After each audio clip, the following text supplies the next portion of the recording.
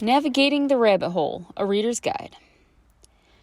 It only just occurred to me that people may arrive at the rabbit hole and wonder, what the fuck is this? Where do I begin?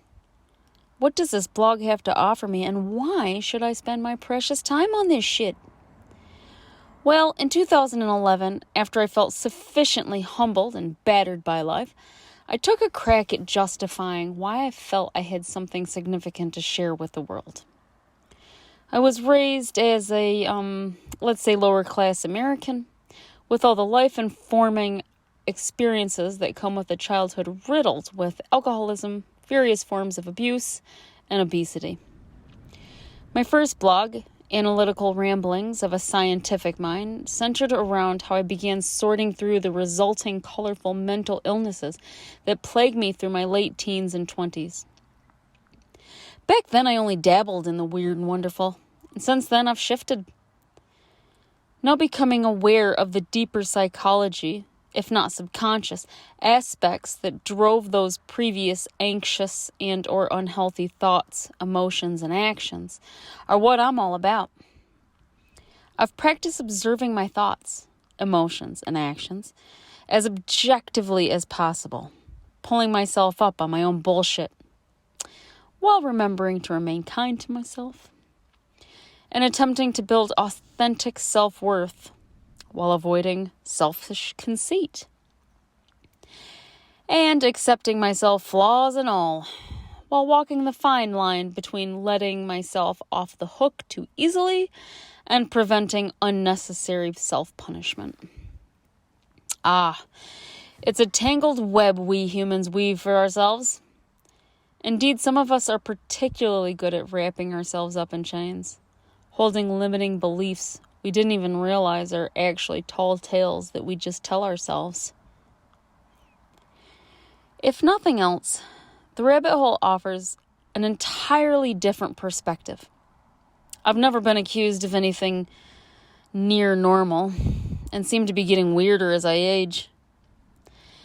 As I develop, I find myself asking deeper spiritual-based questions along my endless pursuit of continuous self-improvement, and thus the rabbit hole was founded. The stories I share are raw, hilarious, tragic, and unrelentingly honest. I publish this written and audio content in hopes others will reflect on the parallel in their own lives. After all, we are all humans sharing this shit show called life. Below are some features that I'm hoping will help facilitate effective navigation and allow each reader/listener to have their own unique experience. Labels.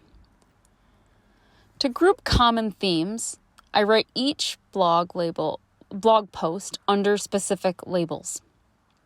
While most articles will have multiple themes, I stick to one or two for consistency. The labels heading can be found on the right-hand side, just under the search function, and are as follows below. Clicking on any label will take the reader to all articles or recordings within that category, and shows the number of published works in parentheses next to the label. 20 MRH podcast. So MRH stands for, 20 MRH stands for 20-minute rabbit hole podcast. Take an animated and amusing adventure with me as I record myself analyzing a particular topic. I keep these podcasts to 20-ish minutes, since anything longer tests the limitations of the human attention span. Analogical. Any written or audio creation that focuses on using an analogy to make a weighty concept more digestible. For example, using the game of Tetris to analyze how I feel about dating and romantic relationships. Fun! Emotional adventure. When someone would like to take a deeper look into emotional awareness, intelligence, and also conflicting emotions, this is the label for them. This shit is both heavy and extremely enlightening, offering a means of understanding ourselves on a deeper emotional level. From the journal. Written in italics, these meanderings come directly from my own journal. Yes, this is actually the shit I write to myself day in and day out, and are typically less dense than full articles. Please forgive syntax errors, because I don't like to edit myself. Memes! Homemade memes. Some funny, some illuminating. Poetry. Fairly self-explanatory label here. No, I'm not a poet, but each poem is meaningful and very dear to me. Running lessons. I run a lot. And I get most of my ideas whilst running as well. These articles are either specific analogies linked to running or rabbit holes I stumble upon and muse over during my long marathon training runs. Self-worth and esteem. A formidable topic indeed. The fine line between a healthy sense of worth versus arrogance and or selfishness is among one of my favorite things to contemplate. These topics form upon the premise that our worth is inherent, granted to us simply by being in existence instead of something we must earn. I must continually remind myself of this. Spirit science. Mind-bending concepts, and my go-to label for complex analyses. A scientific mind at work within a soul's spiritual realm.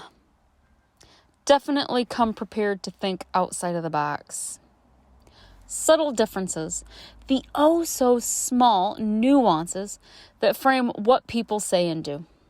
So many concepts can appear one way under a certain circumstance, yet completely different under another. For example, what's the difference between making no choice and choosing to do nothing? Next feature, links.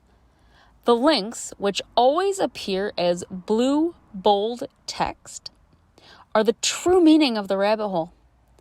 All articles intentionally interrelate as I attempt to keep my messages consistent, even while drilling down into various complexities. By elaborating on common themes from different vantage points, I hope that people can grasp these concepts in a way that is meaningful for them and helps build their own awareness.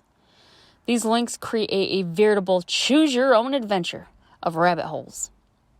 Click on any link to go deeper into a different, yet related, adventure and see where it leads. Language. Firstly, the only truly naughty words are those of, quote, you and, quote, should. Everything else is fair fucking game. I abhor the word you in self-development writing, as I feel it comes across as accusatory. Instead, I choose we, because we're in this shit together, damn it. I may be the author, but I'm still very much feeling my way through life, at times blindly.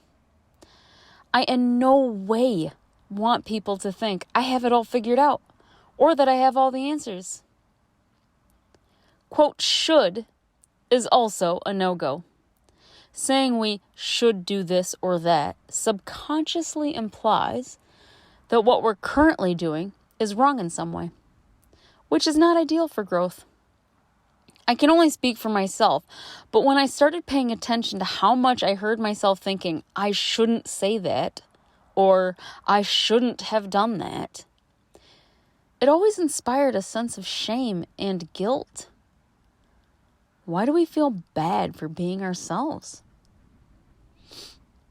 We are who we are. We're at where we're at, and that's okay. If we don't like it, then we can shift it by becoming more aware. We're all here to learn. Secondly, fuck yes, I swear. It's colorful. It adds flavor and keeps this shit light.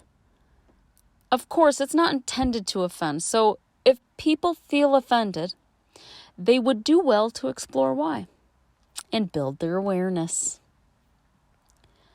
Lastly, my articles are meant to be rather complex with a high degree of syntactical sophistication.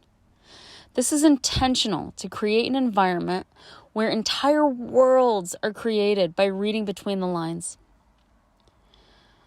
Reading them once will provide one layer, while reading them 2 or 3 times will provide even deeper meanings, especially after certain life experiences give us different lenses to look through. As our awareness and consciousness expands, so too will the meanings of these works. Memes everywhere. Yes, I am obsessed with memes.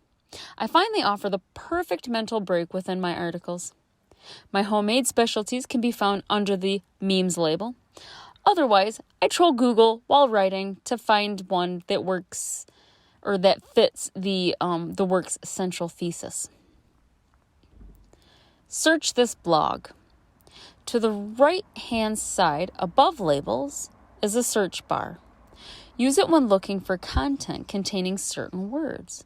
For example, one may want to delve into articles that touch on blame, a fascinating topic. And I'm actually in the throes of a new blame article as we speak. Very exciting. Author narration, story time. For those who prefer to be read to, and my own animated voice saturated with tonal context and oral cues, there are embedded YouTube videos at the end of each written work. Great for my multitasking. In conclusion, Light and Love is for hippies and naifs. Come here for brutal honesty and raw tales of my own experiences. Not a pat on the shoulder and superficial assurance that it'll all be okay. Will it? Eventually. Maybe.